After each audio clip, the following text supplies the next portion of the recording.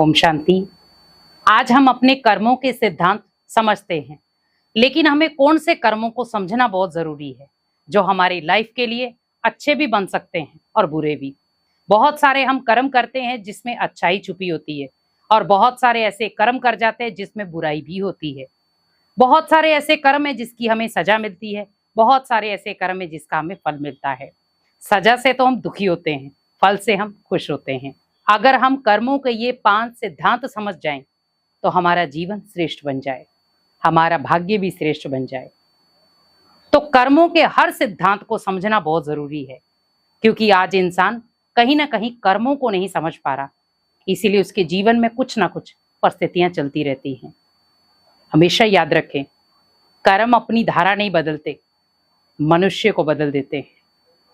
कर्मों की सजा आपके जीवन को पलट कर रख सकती है, और वही कर्मों का फल आपके जीवन को और आपके भाग्य को उज्जवल भी बना सकता है। तो सबसे पहला कर्म जो आपको समझना बहुत जरूरी है वो है दान। हम जब भी किसी को दान देते हैं, हम तो निस्वार्थ भावना से ही देते हैं, लेकिन सामने वाला उस दान का भावार्थ क्या समझता है या उस दान को किस तरीके से लेता है। मान लो आपने किसी को धन का दान दिया है और उसने जाकर उसी धन से नशा कर लिया, तो कहीं ना कहीं आपके ऊपर उसका लॉस आएगा। हमेशा याद रखें, दान देना है पात्र को देख कर दें, जिसको जरूरत है, लेकिन धन का दान नहीं, अन्न का दान करें, और वो भी अपने सामने बिछाकर उसे खिलाएं। क्योंकि आज बहुत सारे ऐसे लोग हैं जो बहुत सारा हम अनाज देते रहते और बाहर वो बेच आते हैं और उसी से वो नशा पत्ता कर लेते हैं। उनके घर के जो बच्चे हैं वो रोते रहते हैं, हमें भूख लगी है, लेकिन वो अपनी नशे की आदत में इतना मजबूर है कि वो जाकर के उस अन्न को बेच आता है और आकर के नशा कर लेता है। बच्चे फिर भूखे रह जाते हैं। अगर आपको दान करना है तो ओनली बच्चों को करें जो बिल्कुल छोटे छोटे हैं, जिनको अभी उन नशों के बारे में पता तक नहीं है। आपने देखा होगा, जब किसी छोटे से बच्चे को जो बिल्कुल गरीब है आप उसे कुछ खिलाते हैं, उसके चेहरे पर कितनी सुंदर स्माइल आती है। तो आप दान वो करें जिसको सबसे ज्यादा जरूरत है, क्योंकि जो व्यक्ति शरीर से बिल्कुल फिट है, इसका मतलब वो वर्क कर सकता है, किसी भी जगह पर काम कर सकता है, लेकिन वो जानबूझकर काम करना नहीं चाहता। आज हम कई बार लोगों को मांगने पर मजबूर कर रहे हैं, क्योंकि वो जितना पैसा मांगते हैं हम उतना दे देते हैं। अगर आपको उसे सही शिक्षा देनी है तो आप उसे पहले अगर आपको लग रहा है कि आसपास में कहीं नौकरी है, आप उसे नौकरी दिलाएं, ताकि वो अपने पैरों पर खड़ा होकर किसी के आगे हाथ ना फैला सके, अपने हाथों से मेहनत करके अपने घर वालों का पेट पाले। कई बार लोग डरते भी हैं कि अगर ये गलत कर्म कर देगा तो आप थोड़ा सा उसको परखें, समझें, फिर उसे किसी काम पे रखें। क्योंकि व्यक्ति आज मांग क्यों रहा है, उसे अपनी जरूरतें पूरी करनी है, उसे भोजन चाहिए। आज बहुत सारे ऐसे लोग हो गए, वो मांगने के नाम पर बहुत सारे फ्रॉड कर रहे हैं। तो थोड़ा सा अपने आप को सतर्क करें। दान देना है, पात्र को देख कर दें।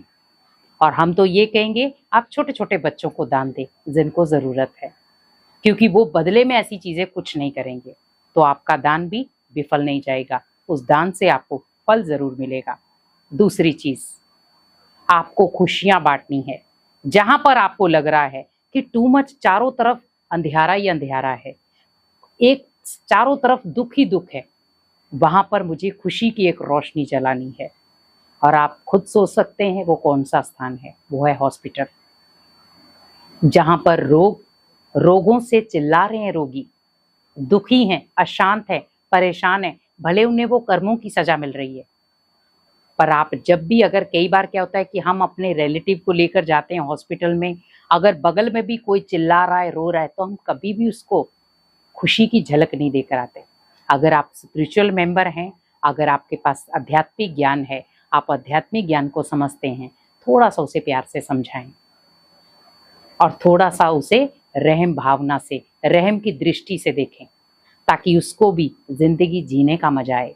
कई बार व्यक्ति हॉस्पिटल में पड़ा पड़ा इतना हताश हो जाता है कि मैं अब अपने आप को खत्म कर दूं तो अच्छा है, क्योंकि मेरा पूरा परिवार मेरे से परेशान है।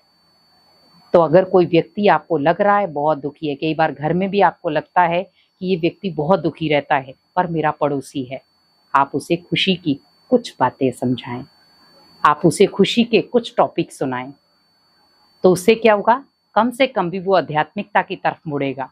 और जब वो व्यक्ति आध्यात्मिकता की तरफ मुड़ेगा तो उसे खुशी लाना बहुत ईजी हो जाएगा। और तीसरी चीज है पॉजिटिव रहना। अगर लग रहा है आपको कोई व्यक्ति अपने प्रति बहुत नेगेटिव है, भले वो आपके परिवार का संबंधी है, कोई भी है, आपको लग रहा है ये टू मच नेगेटिविटी में जा रहा है, आप कोशिश करें कि उसे पॉजिटिव संकल्पों से अपनी ओर खींचें। क्योंकि अगर आपके पास पॉजिटिव संकल्प होंगे तो उसकी नेगेटिव शक्ति वहां हार जाएगी। आज व्यक्ति कई बार खुद के प्रति इतना नेगेटिव हो जाता है कि उसे यही समझ नहीं आता कि मुझे पॉजिटिविटी अपने अंदर लानी कैसे है। वो इतना नेगेटिव की ओर चला जाता है क्योंकि नेगेटिविटी दलदल है जहां से आप निकल नहीं सकते। और अगर आपको निकलना है तो ओनली पॉजिटिविटी जरूरी है।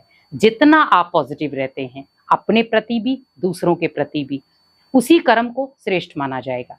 क्योंकि जब व्यक्ति पॉजिटिव होता है तो उससे कभी गलत कर्म नहीं होते, हमेशा अच्छे कर्म होते हैं। तो आप सोचिए कि जब आप पॉजिटिव हैं तो आपके अच्छे कर्म हैं, लेकिन जब आप नेगेटिव हैं तो आपके बुरे कर्म हैं। तो आपको समझ लेना चाहिए कि मुझे कौन सी चीज करनी है, पॉजिटिविटी। जितना पॉजिटिव रहेंगे आपके आसपास का वातावरण पॉजिटिव होगा, और जितना आप पॉजिटिव होंगे उतना आप अनेक आत्माओं को शक्तिशाली बना सकते हैं। और चौथा, हमें हमेशा याद रखना है कि अगर आपको लग रहा है कोई व्यक्ति टू मच अंदर से दुखी है, उसे भगवान के साथ जोड़ें, उसका हाथ उसका मन भगवान के साथ जोड़ें। क्योंकि ये सबसे बड़ा दान है जिसको हम कह सकते हैं मनसा दान। क्योंकि हम किसी के घर में नहीं जा सकते, हमने अन्न का दान, वस्त्र का दान, सब चीजों का दान किया, पर मुझे देना है वाइब्रेशंस का दान। और वो हम तब कर सकते हैं जब हम मेडिटेशन में निपुण होंगे, मेडिटेशन की पूरी जानकारी होगी। आप कोशिश करें कि आप खुद भी मेडिटेशन करें और उस आत्मा को भी सिखाएं कि आपको मेडिटेशन कैसे करना है। क्योंकि मेडिटेशन से बड़ी बड़ी चीजें भी आप सॉल्व कर सकते हैं, और मेडिटेशन से आप किसी बिखरे हुए परिवार को भी समेट सकते हैं, आप टूटी हुई आत्मा को भी जोड़ सकते हैं।